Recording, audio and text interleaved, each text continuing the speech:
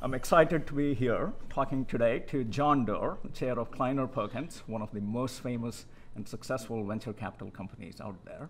John has been a part of Google ever since its founding and has been a board member all these years. We are going to talk to him today about people.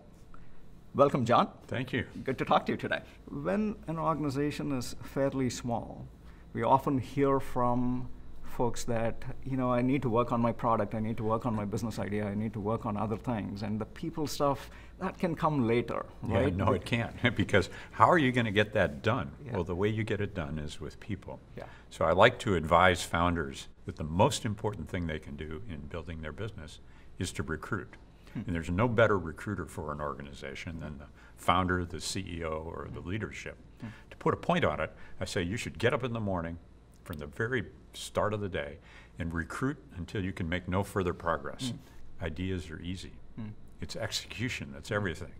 And it takes a team of people to execute. So for some of these entrepreneurs and small businesses, how would you have them think about the recruiting part? I believe that you should put most of your resources into recruiting really outstanding people. What comes to mind as a founder, Mike McHugh, when he was building Flipboard, his first hire was someone to head his people operations. Wow. And then his head of people operations helped him find his technical co-founder. So don't defer. Fill that position early. The next then is, as early as possible, try to get clear on what the culture is of your organization, because as we know, there's a very strong and clear culture at Google, I think. Right. Google's culture is probably as valuable as the google.com URL. Culture will allow your team, your people, yourself, to make the right decisions more often and faster. So there's this perception that perhaps people ops is all about the systems that we use, the technology, the processes. How do you, again, think about that issue? Oh, people ops is not an applicant tracking system. People ops ought to be at the very fiber of the being of a team. When I sense that's the case, then I'm more inspired, more willing to take risks as an investor to say, that's a team that's going to get its stuff done. I want to back them. So as you've followed the evolution of organizations like Amazon or Google, what are like some of the big pivot points that you have seen that have helped these organizations scale?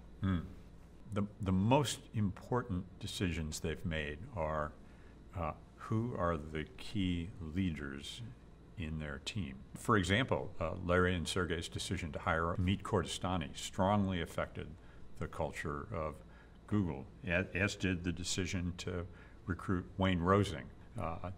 They helped define the culture of the company, and they themselves then led efforts to recruit hundreds of people who defined the culture.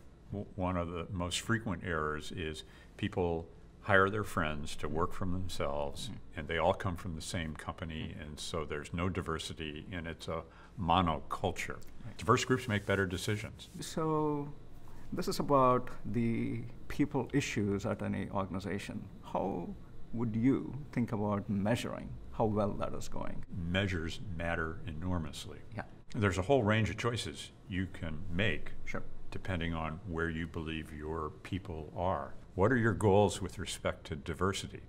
I strongly believe if you don't begin in building an organization with measures of how diverse you want your engineering team or your overall team to be, it's very hard to catch up with that. Do you want to measure your success in hiring?